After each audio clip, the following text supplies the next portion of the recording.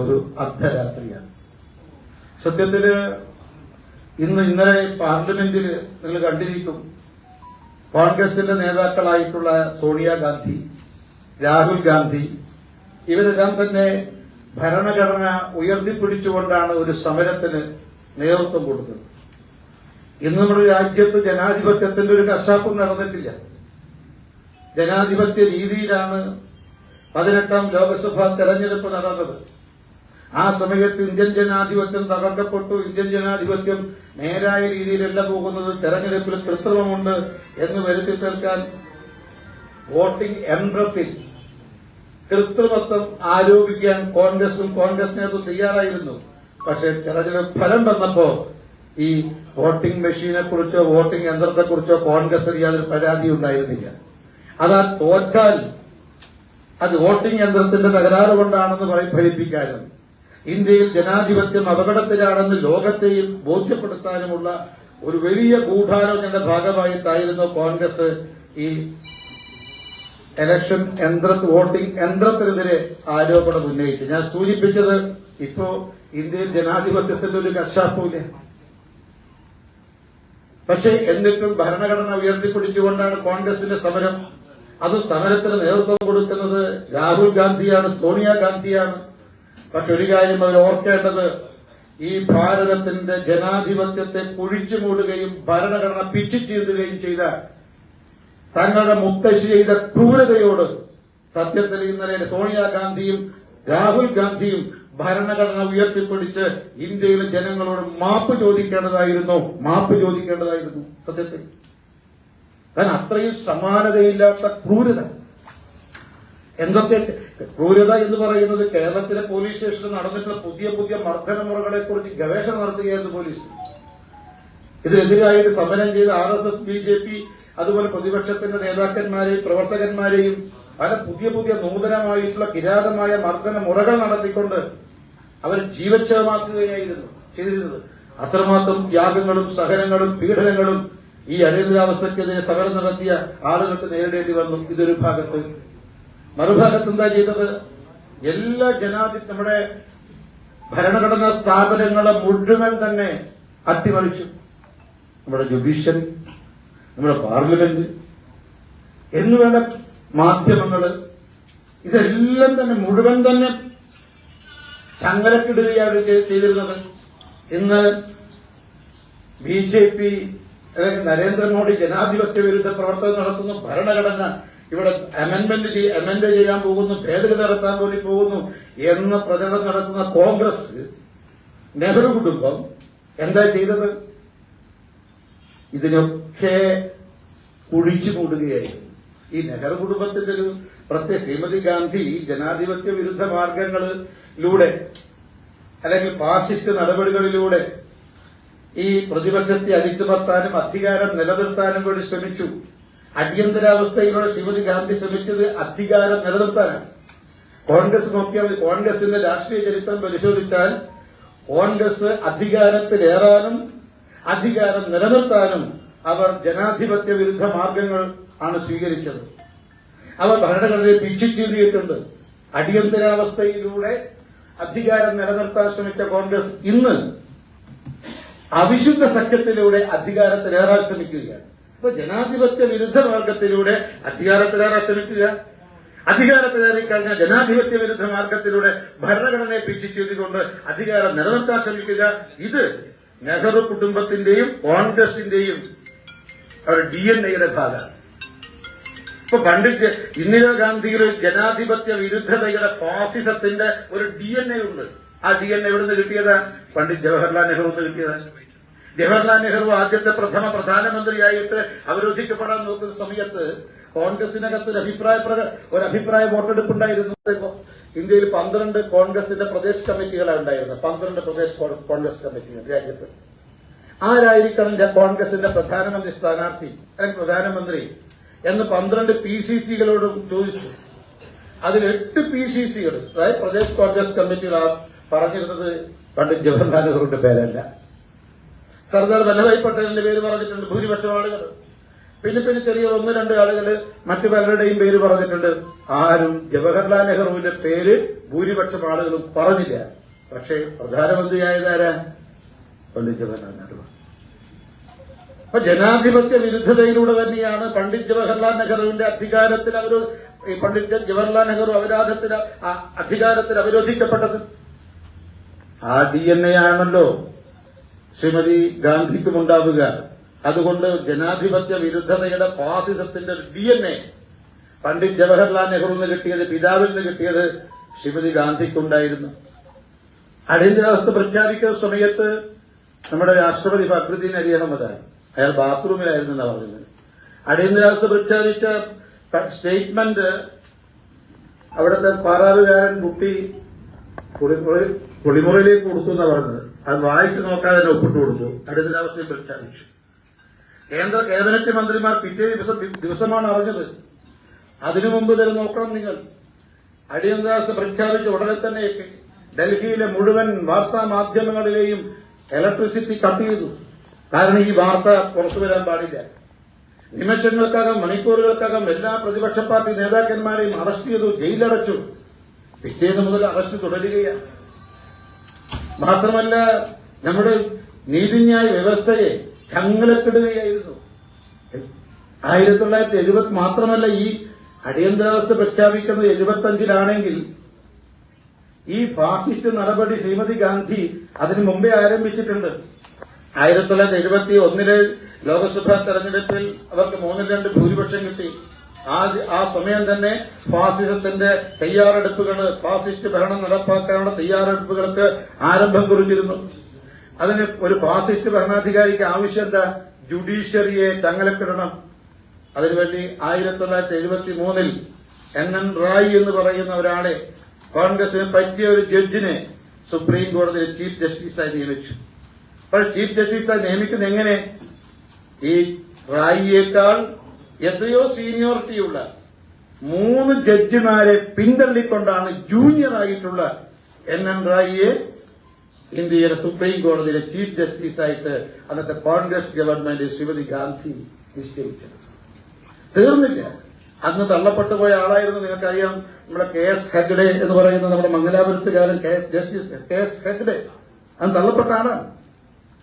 പ്രഗത്ഭനായ നീതിന്യായ ഈ പ്രഗത്ഭനായിട്ടുള്ള ജഡ്ജായിരുന്നു KS ഹെഗ്ഡെ.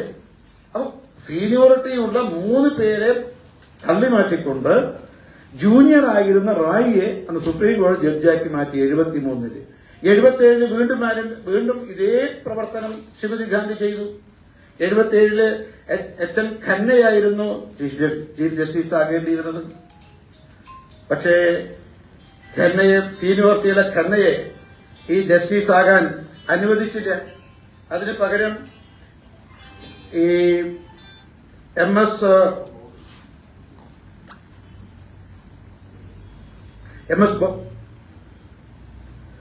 അതിന് പകരം ഈ HR ഖന്നയെ ഈ ചീഫ് ജസ്റ്റിസ് ആക്കുന്നതിന് പകരം മറ്റൊരാളെയാണ്, ജൂനിയറായ ആളെയാണ് ചീഫ് ജസ്റ്റിസ് പദവിയിലേക്ക് അവരോധിച്ചത്. മാത്രമല്ല ഭരണഘടനാ ഭേദഗതിയിലൂടെ കോടതിയെ, നീതിന്യായ വ്യവസ്ഥയെ കൂച്ചുവിലം കിട്ടും. നമുക്കറിയാം, അടിയന്തരാവസ്ഥ പ്രഖ്യാപിക്കാനുള്ള പ്രധാനപ്പെട്ട കാരണം എന്താ? ഇന്ത്യ രാജ്യം ഒരു വെല്ലുവിളി നേരിട്ടില്ല. നെഹ്റു കുടുംബവും കോൺഗ്രസ് ഗവൺമെന്റും ഗുരുതരമായ വെല്ലുവിളിയെ നേരിടുകയായിരുന്നു. കാരണം ഒരു ഭാഗത്ത് രൂക്ഷമായ വിലക്കയറ്റം, ജനങ്ങൾക്ക് ജീവിക്കാൻ പറ്റുന്നില്ല. എല്ലാ ഭാഗത്തും രാഷ്ട്രീയത്തിന് അതീതമായി, ഇപ്പൊ ഇന്ത്യ മുന്നണി രൂപം കൊണ്ടതുപോലെയല്ല അന്ന് ഈ പ്രതിപക്ഷ പാർട്ടികളൊക്കെ ഒരുമിച്ച് ചേർന്നത്. അതൊരു ജൈവികമായിട്ടുള്ള ഐക്യമായിരുന്നു, സ്വാഭാവികമായിട്ടുണ്ടാകുന്ന ഒരു ഐക്യം. കാരണം ജനങ്ങൾ മുഴുവൻ പട്ടിണിയില്ല, വ്യാപകമായ വിലക്കയറ്റമാണ്. ഇതൊരു ഭാഗത്തുണ്ടാ, മറുഭാഗത്തോ കോൺഗ്രസിന്റെ നേതാക്കന്മാർ, മന്ത്രിമാർ മുഴുവൻ കൊടിയ അഴിമതിയിലാണ്. തീവെട്ടിക്കൊള്ള നടത്തുകയായിരുന്നു കോൺഗ്രസ്. ഒരുപാട് പ്രമാദമായ അഴിമതി ഉയർന്നു വന്നത് ആ കാലഘട്ടത്തിലാണ്. ബീഹാറില് വിദ്യാർത്ഥികൾ സമരരംഗത്തിറങ്ങി, ഗുജറാത്തിൽ വിദ്യാർത്ഥികൾ സമരരംഗത്തിറങ്ങി, ലോകനായക് ജയപ്രകാശ് നാരായണ സമരത്തിന് നേതൃത്വം ഏറ്റെടുത്തു. അങ്ങനെ ഗുജറാത്തിലും ബീഹാറിലും ആളിപ്പടർന്ന ഈ കോൺഗ്രസ് വിരുദ്ധ, അഴിമതി വിരുദ്ധ, ജനവിരുദ്ധ ഭരണത്തിനെതിരായിട്ടുള്ള പ്രക്ഷോഭം ഡൽഹിയിലേക്കും ആഞ്ഞടിക്കുകയുണ്ടായി. അതിനിടയിൽ നേരത്തെ തന്നെ കോൺഗ്രസിനും നെഹ്റു കുടുംബത്തിനും ഇന്ത്യയിലെ ജനങ്ങൾ അവർക്കെതിരായിട്ടാണ് പ്രതികരിക്കുന്നത് എന്ന് മനസ്സിലാക്കിയിരുന്ന 67 നമുക്കറിയാം. ഞാൻ ആ ചരിത്രത്തിലേക്കൊന്നും പോകുന്നില്ല. സംയുക്ത വിധായക് ദൾ എന്ന് പറയുന്ന പ്രതിപക്ഷ മുന്നണി ഉത്തരേന്ത്യൻ സംസ്ഥാനങ്ങളിൽ, അതായത് രാജസ്ഥാനിലും ഗുജറാത്തിലും മധ്യപ്രദേശിലുമൊക്കെ അധികാരത്തിൽ വന്നു. SVD സംയുക്ത വിധായക് ദൾ, ജനസംഘവും അതുപോലെ ലോക്ദളും ഒക്കെ അന്നത്തെ ആ മേഖലയിലെ പാർട്ടികൾ ചേർന്നുകൊണ്ട് SVD എന്ന് പറഞ്ഞൊരു മുന്നണി ഉണ്ടാക്കി. ആ മുന്നണിക്ക് അധികാരത്തിൽ വരാൻ സാധിച്ചു 67-ലും. അങ്ങനെ ഓരോന്നായിട്ട് വരികയാണ്. ഒന്ന്, ഇവരുടെ ജനവിരുദ്ധതക്കെതിരായിട്ടുള്ള ജനവികാരം, ഇവരുടെ അഴിമതിക്കെതിരായിട്ടുള്ള പ്രതിഷേധം, ഇതൊക്കെ ഭാരതമാകെ പടർന്ന് പന്തലിക്കുകയാണ്. അധികാരം നഷ്ടപ്പെടുമെന്ന തോന്നൽ വന്നു. അതിനിടയിലാണ് 75 ജൂൺ 12-ാം തീയതി അലഹബാദ് ഹൈക്കോടതി ശ്രീമതി ഗാന്ധിയുടെ തെരഞ്ഞെടുപ്പ് റദ്ദാക്കുന്നു എന്ന് മാത്രമല്ല, ഇനി 6 വർഷക്കാലം ശ്രീമതി ഗാന്ധിക്ക് മത്സരിക്കാൻ പാടില്ല എന്നും അലഹബാദ് ഹൈക്കോടതി വിധി പ്രഖ്യാപിച്ചു. പാർലമെന്റ് വരാൻ പാടില്ല. പക്ഷെ അതിനെതിരെ അപ്പീൽ പോയി സുപ്രീം കോടതിയിൽ. നമ്മൾ ജസ്റ്റിസ് VR കൃഷ്ണയ്യർ ഒരു ശ്രീമതി ഗാന്ധിക്ക് അനുകൂലമായി വിധി പ്രഖ്യാപിച്ചു. ജൂൺ 24-ാം തീയതി അവർക്ക് തൽക്കാലം MP ആയിട്ട് തുടരാം, പ്രധാനമന്ത്രിയായിട്ടും തുടരാം. 24-ാം തീയതി ജസ്റ്റിസ് VR കൃഷ്ണയ്യർ അനുകൂലമായി വിധി പ്രഖ്യാപിച്ചു. അന്ന് പിറ്റേ ദിവസം രാത്രിയാണ് അടിയന്തരാവസ്ഥയുടെ പ്രഖ്യാപനം നടക്കുന്നത്. അപ്പൊ ഇന്ത്യ എന്ന രാജ്യത്തിന് പ്രശ്നമുണ്ടായില്ല. നെഹ്റു കുടുംബത്തിനും കോൺഗ്രസ് ഗവൺമെന്റിനുമെതിരായുള്ള ജനവികാരം ആളിപ്പറന്നപ്പോ അതും ജനാധിപത്യ രീതിയിലെ പ്രക്ഷോഭമാണ് ഉയർന്നു വന്നത്. അതിനെ അടിച്ചമർത്താനും അധികാരം നിലനിർത്താനുമാണ് ഈ ഭരണഘടന പിച്ചിച്ചീന്തിയതും ജനാധിപത്യത്തെ കുഴിച്ചു മൂടിയതും കോൺഗ്രസും നെഹ്റു കുടുംബവും ശ്രീമതി ഗാന്ധിയും. അപ്പൊ നെഹ്റു കുടുംബത്തെയും അതിൽപ്പെട്ട ശ്രീമതി ഗാന്ധിയെയും ജനാധിപത്യത്തിന്റെ ആരാച്ചാരെന്ന് വിശേഷിപ്പിച്ചാൽ നമുക്ക് നിഷേധിക്കാൻ പറ്റില്ല. ഇവരൊക്കെ നമുക്ക് ഈ കോൺഗ്രസിൽ നിന്ന് ഭാരതത്തിന് എന്താ കിട്ടിയിട്ടുള്ളത്? ഇത്തരത്തിലുള്ള ഈ ജനാധിപത്യ വിരുദ്ധ പ്രവർത്തനങ്ങളല്ലാതെ രാഷ്ട്രവികസനം, ജനക്ഷേമം ഇതൊന്നും ഉണ്ടായിട്ടില്ല. അതിനൊന്നും നമുക്ക് ശ്രദ്ധയുണ്ടായിരുന്നില്ല. മാത്രം മറ്റൊന്ന് ചോദിച്ചോട്ടെ, ഇപ്പൊ ഗാന്ധിജിയെ കുറിച്ച് ഒരു സ്ഥാനത്തും അസ്ഥാനത്തും ഉച്ചരിക്കും. നമ്മുടെ അഭിപ്രായം, പണ്ഡിറ്റ് ജവഹർലാൽ നെഹ്റുവിന്റെ ഭരണത്തിൽ എവിടെയെങ്കിലും ഗാന്ധിയൻ ദർശനമോ ഗാന്ധിയൻ സമീപനമോ ഉണ്ടായിട്ടുണ്ടോ? ഒരിടത്ത് കാണാൻ പറ്റുമോ? പണ്ഡിറ്റ് ജവഹർലാൽ നെഹ്റുവിന്റെ സാമ്പത്തിക നയത്തിൽ ഗാന്ധിയൻ ദർശനത്തെ ചേർത്ത് വെച്ചില്ല എന്ന് മാത്രമല്ല, ഗാന്ധിയൻ ദർശനത്തിന് വിരുദ്ധമായ നടപടികളാണ് അദ്ദേഹം ചെയ്തത്. ഗ്രാമസ്വരാജിന് മുൻതൂക്കം കൊടുത്ത ഗാന്ധിജി, ഗ്രാമങ്ങളിലെ സമ്പന്നതയ്ക്ക് മുൻഗണന നൽകിയ ഗാന്ധിജി. പക്ഷേ നഗരങ്ങൾക്കും നഗരവൽക്കരണത്തിനുമാണ് പണ്ഡിറ്റ് ജവഹർലാൽ നെഹ്റു മുൻഗണന നൽകിയത്. അതാണ് റഷ്യൻ മോഡൽ ഇവിടെ നടപ്പാക്കി, ഗാന്ധിയൻ മോഡൽ ആയിരുന്നില്ല. നമുക്ക് പറയാൻ സാധിക്കും, ഗാന്ധിജിയുടെ ഭൗതിക ശരീരം നശിപ്പിച്ചത്, ഉന്മൂലനം ചെയ്തത് ഗോഡ്സെ എന്ന മതഭ്രാന്തനാണെങ്കിൽ ഗാന്ധിയൻ ദർശനം കുഴിച്ചു മൂടിയത് പണ്ഡിറ്റ് ജവഹർലാൽ നെഹ്റുവാണ്. അത് സംശയിച്ചു. നിങ്ങൾ കൂടുതൽ പഠനത്തിൽ വിജയം നയിക്കൂ. ഒരു മഹാത്മാവിന്റെ ഭൗതിക ശരീരം നഷ്ടപ്പെട്ടാലും മഹാത്മാവിന്റെ കാലാതീതമായ ദർശനങ്ങൾ രാജ്യത്തിനകത്ത് മാത്രമല്ല അത് ലോകത്തും വ്യാപിക്കും. പക്ഷെ ആ ദർശനത്തെ കുഴിച്ചു മൂടാൻ ശ്രമിച്ചത് പണ്ഡിറ്റ് ജവഹർലാൽ നെഹ്റു ആണെന്ന കാര്യത്തിൽ യാതൊരു സംശയവുമില്ല. എന്നിട്ടാണ് ഇന്ന് സോണിയാഗാന്ധിയും രാഹുൽ ഗാന്ധിയും ജനാധിപത്യത്തിന് വേണ്ടി, ഭരണഘടനയുടെ സംരക്ഷണത്തിന് വേണ്ടി ഈ ചെറിയ ഭരണഘടനയെടുത്ത് നമ്മുടെ രാജ്യത്ത് പ്രതിഷേധവും പ്രക്ഷോഭവും സംഘടിപ്പിക്കുന്നത്. ഞാനിവിടെ ഇന്ന് ഭാരതീയ ജനതാ പാർട്ടി രാജ്യവ്യാപകമായി അടിയന്തരാവസ്ഥയെക്കുറിച്ച് സ്മരിക്കുന്നത്, അടിയന്തരാവസ്ഥയുടെ കാളരാത്രികളെക്കുറിച്ച് പുതിയ തലമുറയിലേക്ക് സന്നിവേശിപ്പിക്കാൻ ശ്രമിക്കുന്നത് വളരെ ബോധപൂർവ്വമാണ്. ഇന്ന് ഇതിന് വലിയ പ്രസക്തിയുണ്ട്. കാരണം ഒരു കാര്യം നമ്മൾ ഓർക്കണം, കുടുംബാധിപത്യ പാർട്ടിക്ക് ഒരിക്കലും ജനാധിപത്യം സ്വീകരിക്കാൻ കഴിയില്ല, നടപ്പാക്കാൻ കഴിയില്ല. കാരണം ഒരു കുടുംബാധിപത്യ പാർട്ടിയെ സംബന്ധിച്ച് അവിടെ താല്പര്യം എന്താ? രാഷ്ട്ര താല്പര്യമല്ല, കുടുംബത്തിന്റെ താല്പര്യമാണ്. കുടുംബത്തിന്റെ താല്പര്യം ആത്യന്തികമായ ലക്ഷ്യമായി കാണുന്ന ഒരു രാഷ്ട്രീയ പാർട്ടിയെ സംബന്ധിച്ച് ജനാധിപത്യം അവർ കന്യമാണ്. കോൺഗ്രസിനെ സംബന്ധിച്ച് കോൺഗ്രസ് ഒരു ജനാധിപത്യ പാർട്ടിയാണ്, ജനാധിപത്യ പാർട്ടിയല്ല, കുടുംബാധിപത്യ പാർട്ടിയാണ്. ആ കുടുംബാധിപത്യ പാർട്ടിയായ കോൺഗ്രസിൽ ഒരിക്കലും ജനാധിപത്യത്തെ അവരുടെ സംഘടനാ പ്രവർത്തനത്തിന്റെ ഭാഗമാക്കാൻ ഒരിക്കലും കഴിയില്ല, കഴിഞ്ഞിട്ടുമില്ല. രണ്ടാമത് എന്താ പ്രശ്നം? കുടുംബാധിപത്യ പാർട്ടിയുടെ ഭാഗമാണ് തീവെട്ടിക്കൊള്ള അഴിമതി എന്ന് പറയുന്നത്. നിങ്ങൾ ഏത് കുടുംബാധിപത്യ പാർട്ടി ലോകത്ത് പഠനം നടത്തിയിട്ടുണ്ടോ അവിടെയൊക്കെ അഴിമതി അതിന്റെ ഭാഗമായി നടന്നിട്ടുണ്ടാവും. നമ്മൾ കോൺഗ്രസ് മുക്ത ഭാരതം എന്ന് പറഞ്ഞപ്പോ ഇവർ പറഞ്ഞു ഇതൊരു ജനാധിപത്യ വിരുദ്ധ മുദ്രാവാക്യ. നമ്മൾ കോൺഗ്രസ് വിരുദ്ധ ഭാരതം എന്ന് പറഞ്ഞത് ഒരു കോൺഗ്രസ് എന്ന രാഷ്ട്രീയ പാർട്ടി ഇല്ലാത്ത ഭാരതമല്ല. കോൺഗ്രസിന്റെ ബൈ പ്രോഡക്റ്റാണ് അഴിമതി. അഴിമതി രഹിത ഭാരതം, അതാ കോൺഗ്രസ് മുക്ത ഭാരതം. പട്ടിണിയില്ലാത്ത ഭാരതം, പട്ടിണിയില്ലാത്ത കോൺഗ്രസ് അഴിമതിയുള്ള ഒരു പാർട്ടിക്ക് പട്ടിണിയില്ലാത്ത രാഷ്ട്രം സ്വപ്നം കാണാൻ പോലും കഴിയില്ല. അതുകൊണ്ട് കോൺഗ്രസ് മുക്ത ഭാരതം എന്ന് നാം ഉദ്ദേശിക്കുന്നത് പട്ടിണിയില്ലാത്ത ഭാരതം. കുടുംബാധിപത്യ പാർട്ടി രാജ്യഭരണം നടത്തുമ്പോൾ ജനക്ഷേമമില്ല, ചെറുപ്പക്കാർക്ക് തൊഴിൽ കിട്ടില്ല, അപ്പൊ തൊഴിൽ രഹിതരുണ്ടാവും. അപ്പൊ തൊഴിലില്ലായ്മയില്ലാത്തൊരു ഭാരതം, അതാ കോൺഗ്രസ് മുക്ത ഭാരതം. അപ്പൊ ദാരിദ്ര്യവും പട്ടിണിയും തൊഴിലില്ലായ്മയും ഇല്ലാത്ത ഭാരതം, ഒരു വികസിത ഭാരതം, അതാണ് നമ്മൾ കോൺഗ്രസ് മുക്ത ഭാരതം എന്നുകൊണ്ട് ഉദ്ദേശിക്കുന്നത്. പക്ഷേ കോൺഗ്രസ് മുക്ത ഭാരതം എന്ന് നമ്മൾ പറഞ്ഞ സമയത്ത് അവർ പറഞ്ഞത് ജനാധിപത്യ വിരുദ്ധമാണെന്നുള്ളതാണ്. നമ്മൾ ഈ ആശയത്തിന്റെ അടിസ്ഥാനത്തിലാണ് ശ്രമിച്ചത്. അതുകൊണ്ട് ഞാൻ സൂചിപ്പിക്കുന്നത് ഇന്ന് കോൺഗ്രസിന്റെ കുടുംബാധിപത്യം കൂടുതൽ ശക്തമായി മുന്നോട്ട് വരികയാണ്. ആ സമയത്ത് ഈ അടിയന്തരാവസ്ഥയ്ക്കെതിരെ അടിയന്തരാവസ്ഥയും അടിയന്തരാവസ്ഥയ്ക്കെതിരെ നടന്ന പോരാട്ടവും നാം മാത്രമല്ല പുതിയ തലമുറയും മനസ്സിലാക്കണം. അടിയന്തരാവസ്ഥയ്ക്കെതിരെ ഈ കോൺഗ്രസ് സാധാരണ മനസ്സിലാക്കാൻ സാധിക്കും. ഇപ്പൊ ഇന്ന് വയനാട്ടില് രാഹുൽ ഗാന്ധി മത്സരിച്ചു. അതിലിപ്പോ രാഹുൽ ഗാന്ധി വയനാട് ഉപേക്ഷിച്ചു. കേരളത്തിൽ എത്ര കോൺഗ്രസ് നേതാക്കന്മാരുണ്ട്? തമിഴ്നാട്ടിൽ കോൺഗ്രസ് നേതാക്കന്മാരില്ല, ഇപ്പുറത്ത് കർണാടകത്തിൽ കോൺഗ്രസ് നേതാക്കന്മാരില്ല. വയനാട്ടിൽ മത്സരിക്കാൻ ഒരു കോൺഗ്രസ് നേതാവ് കേരളത്തിലില്ലേ? പക്ഷെ കൊണ്ടുവരുന്ന ആരാണ്? പ്രിയങ്ക ഗാന്ധിയെ. എന്താ പ്രിയങ്ക ഗാന്ധിയുടെ പ്രത്യേകത? ഒരു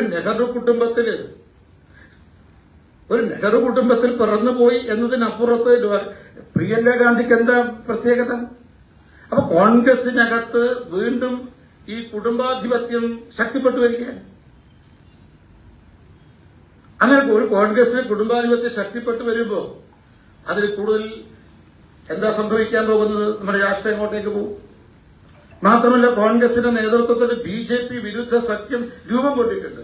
നിങ്ങൾ ആ സഖ്യത്തിന്റെ നമുക്ക് ഒരു സഖ്യം ബിജെപിക്കെതിരെ എൻഡിഎക്കെതിരെ സഖ്യം രൂപം കൊണ്ട് നമുക്കതിൽ വേവിലാതിയൊന്നുമില്ല. പക്ഷെ ആ സഖ്യത്തിന്റെ സവിശേഷത പ്രത്യേകത എന്താ? DNA നമ്മൾ മനസ്സിലാക്കണം.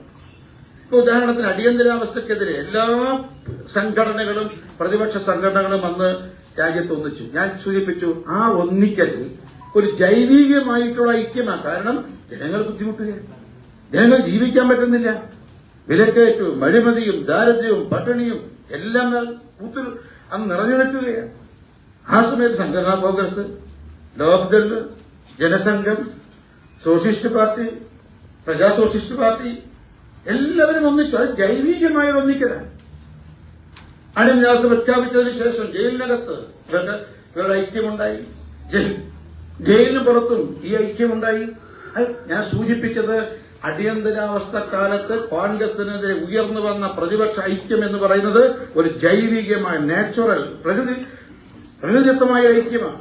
എന്നാൽ ഇന്ന് നരേന്ദ്രമോദിക്കെതിരെ 10 വർഷം രാജ്യം ഭരിച്ച നരേന്ദ്രമോദിക്കെതിരെ ഉയർന്നു വന്നിട്ടുള്ള ഈ IND മുന്നണി എന്ന് പറയുന്നത് ഇത്ര ജൈവികമായിട്ടുള്ള എന്തെങ്കിലും ഐക്യമാണോ? അല്ല, ഒരൈക്യമില്ല. ഇവിടെ എന്താ 10 വർഷം കൊണ്ട് നമ്മൾ രാജ്യത്തെ സാമ്പത്തിക രംഗത്ത് രാജ്യത്തെ 5ാമത്തെ ശക്തിയെ മാറ്റിയതാണോ നമ്മുടെ തെറ്റ്? 81 കോടി ജനങ്ങൾക്ക് സൗജന്യമായി പ്രതിമാസം 5 കിലോഗ്രാം അരി 40 മാസമായിട്ട് സൗജന്യമായി കൊടുക്കുന്നതാണോ നമ്മൾ ചെയ്ത തെറ്റ്?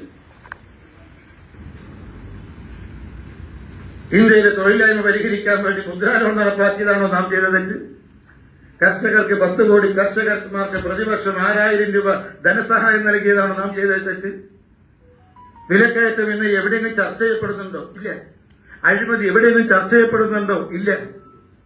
ഇതൊന്നും ഇല്ലാത്ത സമയത്ത് ഈ BJPക്കെതിരെ, NDAക്കെതിരെ, മോദിക്കെതിരെ രൂപം കൊണ്ട പ്രതിപക്ഷ ഐക്യം എന്ന് പറഞ്ഞാൽ കൃത്രിമമാണ്, അവിശുദ്ധ സഖ്യമാണ്. ഈ അവിശുദ്ധ സഖ്യത്തിൽ ഏർപ്പെട്ടിരുന്ന മുഴുവൻ ആളുകളെ കുറിച്ച് നോക്കൂ നിങ്ങൾ. ഒന്നുകിൽ മകനെ പ്രധാനമന്ത്രിയാക്കണം, അല്ലെങ്കിൽ മകനെ മുഖ്യമന്ത്രിയാക്കണം, മകളെ മുഖ്യമന്ത്രിയാക്കണം. ഇനി മകനും മകളും ഇല്ലെങ്കിൽ മരുമകളെ മുഖ്യമന്ത്രിയാക്കാൻ ശ്രമിക്കുന്ന രാഷ്ട്രീയ സംഘടനകളുടെ കൂട്ടായ്മയല്ലേ ഈ IND സഖ്യം എന്ന് പറയുന്നത്? സോണിയാഗാന്ധിയുടെ ലക്ഷ്യം എന്താ? മകൻ രാഹുൽ ഗാന്ധിയെ പ്രധാനമന്ത്രിയാക്കണം. IND സഖ്യത്തിന് മറ്റൊരു ഘടകകക്ഷിയായിട്ടുള്ള ശരത് പവാർ ലക്ഷ്യം എന്താ? മകളെ മഹാരാഷ്ട്രയിലെ മുഖ്യമന്ത്രിയാക്കണം. ഉദ്ധവ് താക്കറെയുടെ ലക്ഷ്യം എന്താ? മകനെ മുഖ്യമന്ത്രിയാക്കണം. ലാലു പ്രസാദ് യാദവ് ലക്ഷ്യം എന്താ? മകനെ മുഖ്യമന്ത്രിയാക്കണം. സ്റ്റാലിന്റെ ലക്ഷ്യം എന്താ? മകനെ മുഖ്യമന്ത്രിയാക്കണം. മമതാ ബാനർജി ലക്ഷ്യം എന്താ? മരുമകനായ അഭിഷേക് ബാനർജിയെ മുഖ്യമന്ത്രിയാക്കണം. ഉത്തർപ്രദേശിൽ അഖിലേഷ് യാദവ് മുഖ്യമന്ത്രിയാക്കുക എന്നുള്ളതാണ് ആ പാർട്ടിയുടെ ലക്ഷ്യം. നേരത്തെ മോഹൻ സിംഗ് യാദവ് അതിന് വേണ്ട ഒരുക്കങ്ങൾ നടത്തിയിട്ടുണ്ട്. അപ്പൊ അഭിഷേക് ബാനർജി എന്ന് പറയുന്ന മമതാ ബാനർജി മരുമകനെ അവിടെ മുഖ്യമന്ത്രിയാക്കാനാണ് ശ്രമിക്കുന്നത്. കേരളത്തിൽ മാർക്സിസ്റ്റ് പാർട്ടിയും മരുമകനെ മുഖ്യമന്ത്രിയാക്കാനാണ് ശ്രമിക്കുന്നത്. അപ്പൊ IND സഖ്യത്തിൽ എല്ലാവരും കുടുംബാധിപത്യ പാർട്ടിയാണ്. ഈ കുടുംബാധിപത്യ പാർട്ടിക്ക് ജനാധിപത്യത്തെ സംരക്ഷിക്കാൻ പറ്റില്ല. കുടുംബാധിപത്യ പാർട്ടിക്ക് അഴിമതി ഇല്ലാക്കാൻ സാധ്യമല്ല. അതുകൊണ്ട് ഭാരതത്തെ വീണ്ടും ഈ ഏകാധിപത്യത്തിന്റെ, ഫാസിസത്തിന്റെ ഇരുട്ടറകളിലേക്ക് നയിക്കാൻ മാത്രമേ ഈ IND സഖ്യത്തിന് സാധിക്കൂ. അതുകൊണ്ട് ഇങ്ങനെയൊരു ഭീഷണി നമ്മുടെ രാജ്യത്ത് ഉയർന്നു വരികയാണ്. അതുകൊണ്ടാണ് ഞാൻ സൂചിപ്പിച്ചത്, ഇത്തവണ അടിയന്തരാവസ്ഥയെ നാം സ്മരിക്കുന്ന സമയത്ത് ഈ അടിയന്തരാവസ്ഥയ്ക്ക് പിന്നിലുള്ള അതേ കറുത്ത ശക്തികള് ഇന്ത്യൻ രാഷ്ട്രീയത്തില് ശക്തിപ്പെടാൻ വേണ്ടി ശ്രമിക്കുകയാണ്. പക്ഷേ ഒരു കാര്യം തുറന്നു പറയാൻ നമുക്ക് സാധിക്കും. ഇപ്പോ രാഹുൽ ഗാന്ധി പറഞ്ഞത് ഇന്നലെ കേട്ടിരിക്കുമ്പോൾ നമുക്ക് എത്രമാത്രം ജനാധിപത്യ വിരുദ്ധതയാണ് ഇവർ വെച്ചു പുലർത്തുന്ന ഉദാഹരണമാണ്. ഇന്നലെ പറഞ്ഞെന്താ, ഞങ്ങള് NDAയിലെ ഒരു ഘടകകക്ഷി ഞങ്ങളോട് പറഞ്ഞിട്ടുണ്ട് ഈ ഞങ്ങളുടെ ഭാഗത്ത് NDA ഒരുമിച്ചാണ് തെരഞ്ഞെടുപ്പിൽ നേരിട്ടത്. എന്താ തെരഞ്ഞെടുപ്പിൽ ജനങ്ങൾ നൽകിയ ജനങ്ങൾ നൽകിയ മാൻഡേറ്റ് എന്താ? ഈ മൂന്നാമതും NDA രാജ്യം ഭരിക്കണം. എന്താ തെരഞ്ഞെടുപ്പിന്റെ മാൻഡേറ്റ് എന്താ? നരേന്ദ്രമോദിജി മൂന്നാമതും രാജ്യത്തിന്റെ പ്രധാനമന്ത്രിയാകണം. എന്താ ഈ 18ാം ലോക്സഭാ തെരഞ്ഞെടുപ്പിന്റെ മാൻഡേറ്റ് എന്താ? കോൺഗ്രസ് പ്രതിപക്ഷത്താണ് ഇരിക്കേണ്ടത്, IND സഖ്യം പ്രതിപക്ഷത്താണ് ഇരിക്കേണ്ടത്. 5 വർഷം പ്രതിപക്ഷത്തിരിക്കാനുള്ള ജനാധിപത്യ മര്യാദ കാണിക്കാതെ പറയാ ഏത് സമയവും ഞങ്ങൾക്ക് ഈ ഗവൺമെന്റിനെ അട്ടിമറിക്കാൻ സാധിക്കും. നിങ്ങൾക്ക് രണ്ട് മാതൃകകളും 2 രീതിയാണ് ഇവിടെ നമ്മൾ കാണുന്നത്. ഇപ്പം BJPക്ക് 10 വർഷമായി നരേന്ദ്രമോദി രാജ്യം ഭരിക്കുന്നു, NDA രാജ്യം ഭരിക്കുന്നു. നമുക്കെതിരെ ഒരുപാട് അടിസ്ഥാനരഹിതമായിട്ടുള്ള ആരോപണങ്ങൾ ഈ മറുഭാഗത്ത് നിന്ന് വന്നിട്ടുണ്ട്, പ്രതിപക്ഷത്തിന്റെ ഭാഗത്ത് വന്നിട്ടുണ്ട്. പക്ഷെ നമ്മള് ജനാധിപത്യ വിരുദ്ധ മാർഗത്തിലൂടെ ഇതിനെ നേരിടാൻ തയ്യാറായില്ല. എന്തൊക്കെ രീതിയിൽ വന്നു. കർഷക സമരം എന്നുള്ള പേര് തീവ്രവാദികളെ, വിഘടനവാദികളെ, ഭീകരവാദികളെ രംഗത്ത് കൊണ്ടുവന്നു. പല സമരങ്ങളുടെ പേരില് ഏതൊക്കെ രീതിയിലാണ് അവർ ഈ ഗവൺമെന്റിനെ, നരേന്ദ്രമോദി സർക്കാരിനെ അട്ടിമറിക്കാൻ ശ്രമിച്ചത്. പക്ഷേ ജനാധിപത്യ വിരുദ്ധ മാർഗങ്ങളിലൂടെ അതിനെ തകർക്കാൻ നാം ശ്രമിച്ചില്ല. നമ്മൾ ജനകീയ കോടതിയിൽ പോയി. 18ാം ലോക്സഭാ തെരഞ്ഞെടുപ്പ് ജനകീയ കോടതിയെ നാം സമീപിച്ചത്, ജനാധിപത്യ രീതിയെ സമീപിച്ചു നമ്മൾ. അതുകൊണ്ട് 2014 നമ്മൾ ഭരണം ആരംഭിച്ചപ്പോ ഇവർ ഈ പ്രവർത്തനം ആരംഭിച്ചിരുന്നു. നമ്മൾ 19 ജനകീയ കോടതിയിൽ നമ്മൾ പോയി. നമുക്ക് രാജ്യം ഭരിക്കാൻ അവസരം കിട്ടി. വീണ്ടും അവർ നമ്മൾ അട്ടിമറിക്കാൻ ശ്രമിച്ചു. നമ്മൾ വീണ്ടും ജനകീയ കോടതിയിൽ പോയി. 24 വീണ്ടും നമുക്ക് അധികാരത്തെ തുടരാൻ അനുമതിയും അനുവാദവും ഇന്ത്യയിലെ ജനങ്ങൾ നൽകി. അപ്പൊ ഇതൊരു മാതൃകയാണ്. അതായത് രാജ്യം ഭരിക്കുന്ന സമയത്ത് പ്രതിപക്ഷ പാർട്ടികൾ ഉയർത്തുന്ന പ്രതിഷേധങ്ങളും പ്രക്ഷോഭങ്ങളെയും ജനാധിപത്യ രീതിയിൽ നേരിടുക. എന്നാൽ കോൺഗ്രസ് എന്താ ചെയ്യുന്നത്? അടിയന്തരാവധി 1975 ആ ഗവൺമെന്റിനെതിരെ ഉയർന്നു വന്ന പ്രക്ഷോഭത്തെ അടിയന്തരാവസ്ഥയിലൂടെ ജനാധിപത്യ വിരുദ്ധ മാർഗത്തിലൂടെ ഭരണഘടന പിച്ചിച്ചീന്തിക്കൊണ്ട് നേരിടാൻ ശ്രമിച്ചു, അടിച്ചമർത്താൻ ശ്രമിച്ചു. അത് ഇപ്പോഴും തീർന്നിട്ടില്ല. അന്ന് അടിയന്തരാവസ്ഥയിലൂടെയാണ് കോൺഗ്രസ് ഭരണത്തെ നിലനിർത്താൻ ശ്രമിച്ചതെങ്കിൽ, അധികാരം നിലനിർത്താൻ ശ്രമിച്ചതെങ്കിൽ, ഇന്ന് അവിശുദ്ധ സഖ്യത്തിലൂടെ ഈ ജനാധിപത്യ രീതിയിൽ അധികാരത്തിൽ എന്ന സർക്കാരിനെ അട്ടിമറിക്കാൻ ശ്രമിക്കുകയാണ്. അതാണ് ഇന്നലെ രാഹുൽ ഗാന്ധിയുടെ പ്രസ്താവനയിലൂടെ നമുക്ക് മനസ്സിലാക്കാൻ സാധിക്കുന്നത്. അതുകൊണ്ട് അത് പോകില്ല. രാഹുൽ ഗാന്ധിയിലും അതുപോലെ പ്രിയങ്ക ഗാന്ധിയിലും ഈ DNA ഉണ്ടല്ലോ, ഈ ഫാസിസത്തിന്റെ ജനാധിപത്യ വിരുദ്ധതയുടെ ഈ DNA അവരിലുണ്ട്. അവിടെ സ്വാഭാവികമായും ഈ DNA എപ്പോഴെങ്കിലും പുറത്തു വരും. അതാണിപ്പോ കാണുന്നത്. അതുകൊണ്ട് ജനാധിപത്യം സംരക്ഷിക്കാൻ, ഭാരതത്തെ ജനാധിപത്യ രാജ്യമായി നിലനിർത്താൻ, ഭാരതത്തിന്റെ ബഹുസ്വരതയും തനിമയും സ്വത്തും അസ്മിതയും നിലനിർത്താൻ കൂടുതൽ ജാഗ്രതയോടുകൂടി പ്രവർത്തിക്കേണ്ട ഒരു കാലഘട്ടമാണ് ഇവിടെ ഉരുത്തിരിഞ്ഞു വന്നിട്ടുള്ളത്. അവിടെയാണ് ഭാരതീയ ജനതാ പാർട്ടിയുടെ കൊല്ലം ജില്ലാ കമ്മിറ്റി സംഘടിപ്പിച്ച ഈ അടിയന്തരാവസ്ഥ അനുസ്മരണത്തിന്റെ രാഷ്ട്രീയമായ പ്രസക്തി കൊടികൊള്ളുന്നത്. ഇത് തലമുറകളിലേക്ക് നാം എത്തിക്കേണ്ടതായിട്ടുണ്ട്. ജനാധിപത്യം സംരക്ഷിക്കാൻ ജാഗ്രതയാണ് ആവശ്യം. കണ്ണെണ്ണയൊഴിച്ചുകൊണ്ട് ജാഗ്രതയോടുകൂടി എവിടെയാണോ പൗരന്മാർ നിൽക്കുന്നത് അവിടെ ജനാധിപത്യം സംരക്ഷിക്കപ്പെടും. പക്ഷേ ഒരു കാര്യം നാം ജനങ്ങളെ ബോധ്യപ്പെടുത്തേണ്ടതായിട്ടുണ്ട്. സ്വർണ്ണമേധ, മുക്കുവണ്ടമേധ എന്ന് ജനങ്ങളെ ബോധ്യപ്പെടുത്തണം. ഈ ജനാധിപത്യത്തെ കൊഴിച്ചുമൂടി ഭരണഘടനയെ പിച്ചിച്ചീന്തിയവർ ജനാധിപത്യത്തിന്റെ സംരക്ഷകരായി മാറുന്നു. എന്നാൽ അടിയന്തരാവസ്ഥക്കെതിരെ, ഈ ഫാസിസ്റ്റ് നിലപാടിനെതിരായിട്ട് രാജ്യവ്യാപകമായി പോരാട്ടം നടത്തി ജയിലിൽ കടന്ന് ത്യാഗം സഹനം അനുഭവിച്ച് നിരവധി ആളുകൾ കാലപുരിയിലേക്ക് പോയി, നിരവധി ആളുകൾ ഇന്നും ജീവച്ഛവമായി നിൽക്കുന്നു. അത്തരമൊരു രാഷ്ട്രീയ പാർട്ടിയെ ജനാധിപത്യ വിരുദ്ധരെന്ന് ആക്ഷേപിക്കുന്നു. ഇവിടെ നമ്മൾ ചെയ്യേണ്ടത് എന്താണ്? ഏതാണ് മുക്കുവണ്ടം, ഏതാണ് സ്വർണം എന്ന് ജനങ്ങളെ ബോധ്യപ്പെടുന്നു. അല്ലെങ്കിൽ മുക്കുവണ്ടം സ്വർണമാവും, സ്വർണം മുക്കുവണ്ടമാവും. ഇതിനോടൊപ്പം നമ്മുടെ ഈ സമയത്തൊക്കെ നമ്മുടെ CPM കമ്മ്യൂണിസ്റ്റ് പാർട്ടിക്ക് നിലപാട് പറഞ്ഞുകൊണ്ട് നിർത്താൻ. എന്നാൽ കമ്മ്യൂണിസ്റ്റ് പാർട്ടി നിലപാട് സ്വാതന്ത്ര്യ സമരത്തിൽ കാണിച്ചതുപോലെ തന്നെയാണ് അവർ ഈ അടിയന്തരാവസ്ഥയിൽ കാണിച്ചത്. സ്വാതന്ത്ര്യ സമരത്തിൽ ആദ്യം ബ്രിട്ടീഷുകാർക്ക് സമരരംഗത്തുണ്ടായിരുന്നു. പക്ഷെ ഒരു പരിധി കഴിഞ്ഞപ്പോ അവർ ഈ ബ്രിട്ടീഷുകാരോടൊപ്പം ചേർന്നു. അവർ ആഗോള രംഗത്തുള്ള അവരുടെ നിലപാട് റഷ്യയിലൂടെ ചൈനയിലൂടെ ഇന്ത്യൻ കമ്മ്യൂണിസ്റ്റ് പാർട്ടിയിൽ എത്തിയപ്പോ ഇന്ത്യൻ സ്വാതന്ത്ര്യ സമരത്തെ ഒറ്റുകൊടുക്കാനും ബ്രിട്ടീഷുകാരോടൊപ്പം നിൽക്കാനും അവർ തയ്യാറായി. KB മേനോൻ എന്ന് പറയുന്ന ഒരു സോഷ്യലിസ്റ്റ് നേതാവുണ്ട് കേരളത്തിൽ. വലിയ പ്രഗത്ഭനായ ഒരു സോഷ്യലിസ്റ്റ് ചിന്തകനും പണ്ഡിതനുമായിരുന്നു. രാമമനോഹർ ലോഹിയുടെ ഒരു ശിഷ്യൻ കൂടിയായിരുന്നു. അദ്ദേഹം പറഞ്ഞു, 1942 ക്വിറ്റ് ഇന്ത്യ സമരത്തിൽ എന്നെപ്പോലെ സോഷ്യലിസ്റ്റുകൾ പങ്കെടുത്തപ്പോൾ ഞങ്ങളെ നോക്കി, റാന്തൽ വിളക്കുമായി ഞങ്ങളെ നോക്കി, ഞങ്ങളെ അറസ്റ്റ് ചെയ്യാൻ ഞങ്ങളെ വീട്ടിലേക്ക് വന്നത് ബ്രിട്ടീഷ് പോലീസുകാരാണ്, ഒപ്പം കമ്മ്യൂണിസ്റ്റുകാരായിരുന്നു. ബ്രിട്ടീഷുകാർക്ക് വേണ്ടി സ്വാതന്ത്ര്യ സമരത്തിൽ പങ്കെടുത്ത ധീര ദേശാഭിമാനികളെ അറസ്റ്റ് ചെയ്യാൻ, കൽത്തുറങ്കിലടക്കാൻ ബ്രിട്ടീഷ് പോലീസിനോടൊപ്പം സ്വാതന്ത്ര്യ സമര സേനാനികളുടെ വീട്ടിലേക്ക് വന്നത് കമ്മ്യൂണിസ്റ്റുകാരായിരുന്നു എന്നാണ്.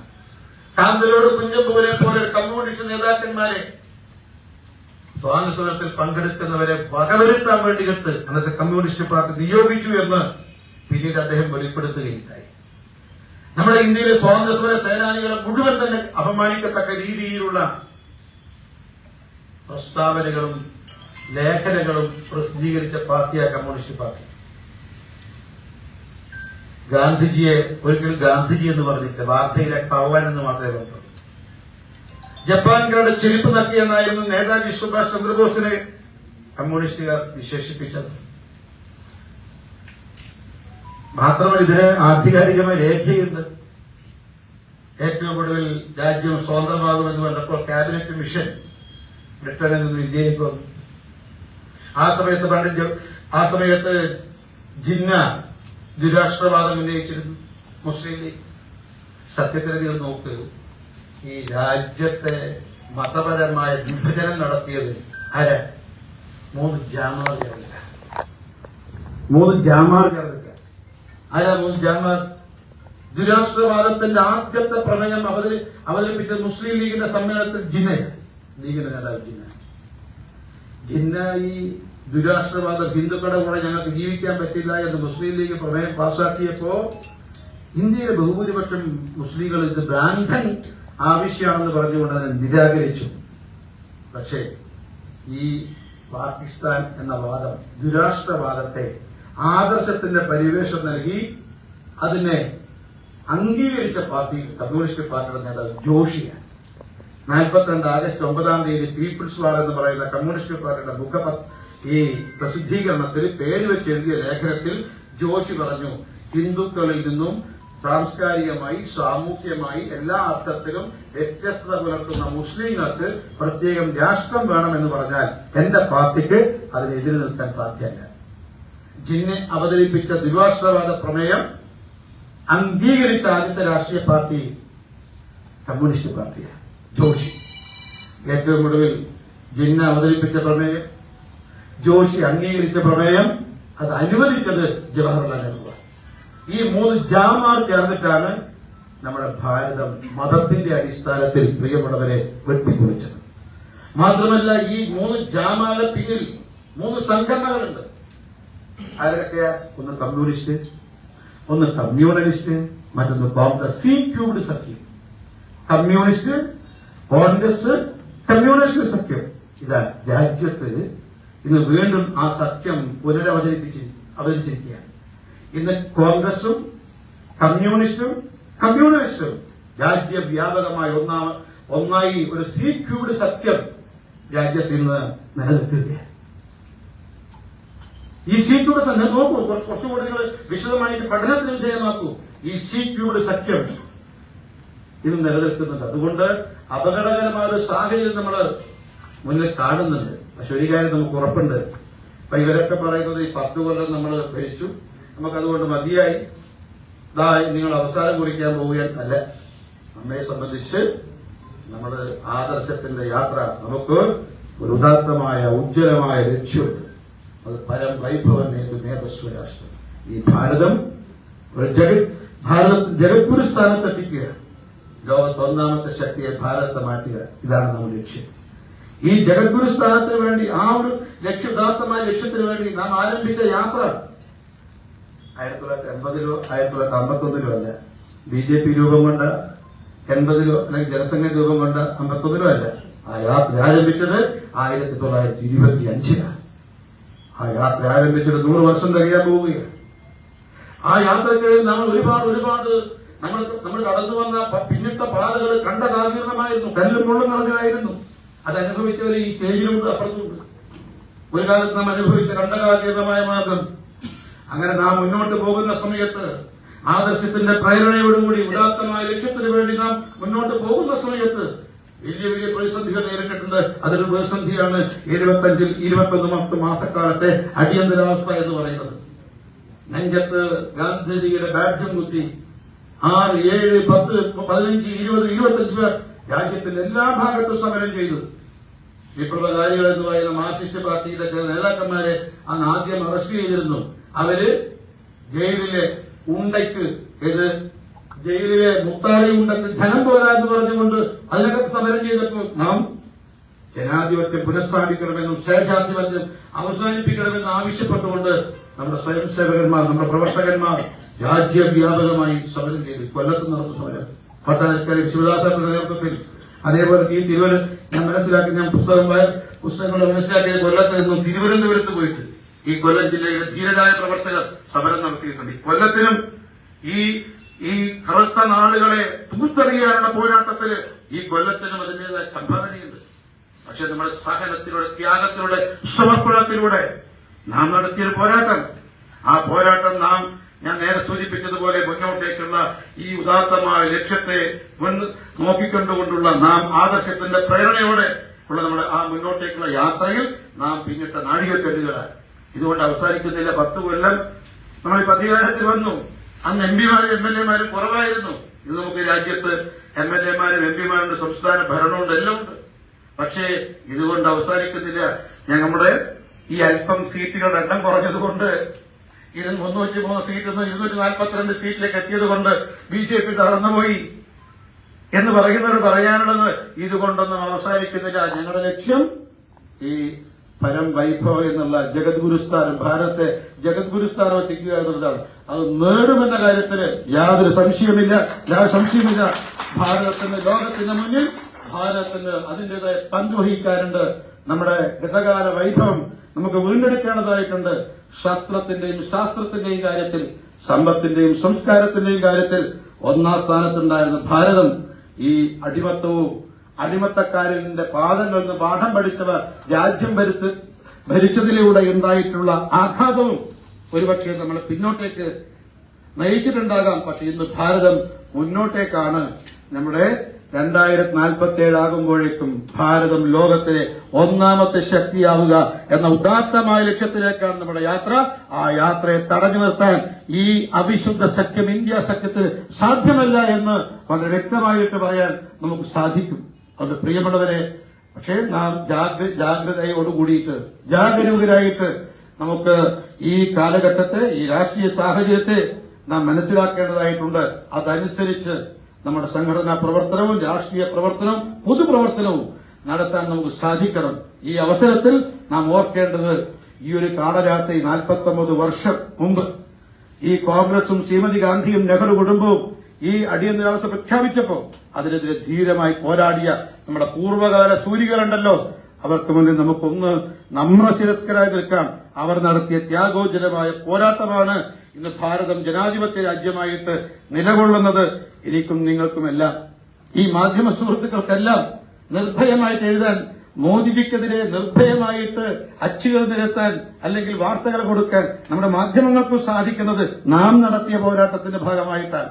ആ മാധ്യമങ്ങള് നമ്മുടെ ജനാധിപത്യ വിരുദ്ധരെന്ന് ആക്ഷേപിച്ചാലും അത്തരം ഈ ലേഖനങ്ങള് അല്ലെങ്കിൽ എഡിറ്റോറിയലുകള് ഇന്നത്തെ ദിവസം പോലും എഴുതിയ മാധ്യമങ്ങൾ മനസ്സിലാക്കണം, അവർക്ക് ഈ മോഡി വിരുദ്ധത പ്രകടിപ്പിച്ചുകൊണ്ടുള്ള ഈ ലേഖനങ്ങളും എഡിറ്റോറിയലും എഴുതാനുള്ള അവസരമൊരുക്കിയത് ഭാരതീയ ജനതാ പാർട്ടിയാണ്, ഞങ്ങളെ മുൻഗാമികളാണ് എന്നവർ ഓർക്കുന്നത് നല്ലതാണ് എന്ന് മാത്രം സൂചിപ്പിച്ചുകൊണ്ട് ഈ അടിയന്തരാവസ്ഥക്കെതിരായിട്ടുള്ള നാം നടത്തിയ ഈ അനുസ്മരണത്തിൽ നമ്മെ സംബന്ധിച്ച് ഈ കഴിഞ്ഞ കാലഘട്ടങ്ങളിൽ ഭാരതം നേരിട്ട ഏറ്റവും വലിയ പ്രതിസന്ധിയെക്കുറിച്ച് നാം സ്മരിക്കുകയും അത്തരം കറുത്ത ശക്തികളും ഇരുട്ടിന്റെ ശക്തികളും ഇതാ വീണ്ടും നമ്മുടെ രാജ്യത്തിനകത്ത് ഈ അന്ധകാരമുണ്ടാക്കാൻ വേണ്ടിയിട്ട് പരിശ്രമിക്കുകയാണ്.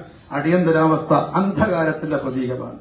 അന്ധകാരത്തിന്റെ പ്രതീകമാണ് അടിയന്തരാവസ്ഥ എന്ന് പറയുന്നത്. വീണ്ടും ഒരു അടിയന്തരാവസ്ഥ രാജ്യത്ത് വരാതിരിക്കാൻ ജനാധിപത്യവും മതസ്വാതന്ത്ര്യവും മതേതരത്വവും എല്ലാം സർവ്വ നന്മകളും പൂത്തുലഞ്ഞാടുന്ന ഒരു ഭാരതം കെട്ടിപ്പടുക്കാൻ, ന്യൂ ഇന്ത്യ, പുതിയ ഭാരതം കെട്ടിപ്പടുക്കാനുള്ള നമ്മുടെ പരിശ്രമത്തിന് നമുക്ക് മുന്നോട്ട് പോകാൻ സാധിക്കും. അങ്ങനെ മുന്നോട്ട് പോകുന്ന സമയത്ത് ഈ അടിയന്തരാവസ്ഥ എന്ന കാളരാത്രികൾക്കെതിരായിട്ട് ഈ അന്ധകാരത്തെ ഇല്ലാതാക്കാൻ ജനാധിപത്യത്തിന്റെ നന്മയുടെ വെളിച്ചം, സൂര്യോദയം ഈ ഭാരതത്തിൽ ഉണ്ടാക്കിയെടുക്കാൻ വേണ്ടിയിട്ട് ജീവത്യാഗം ചെയ്തവരെയും ബലിദാനികളെയും ത്യാഗം സഹിച്ചവരെയും ഒന്നുകൂടി സ്മരിച്ചുകൊണ്ട് അവരേറ്റെടുത്തിട്ടുള്ള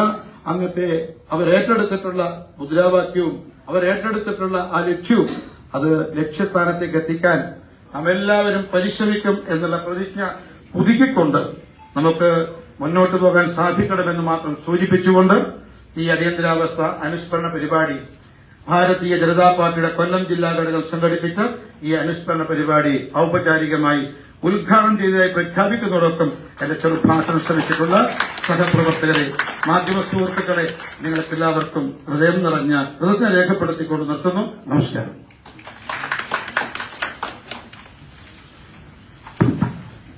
പ്രിയമുള്ളവരെ, ഈ സ്വാഗതം പറഞ്ഞ സമയത്ത് മാധ്യമ പ്രവർത്തകരെ വിട്ടുപോയി.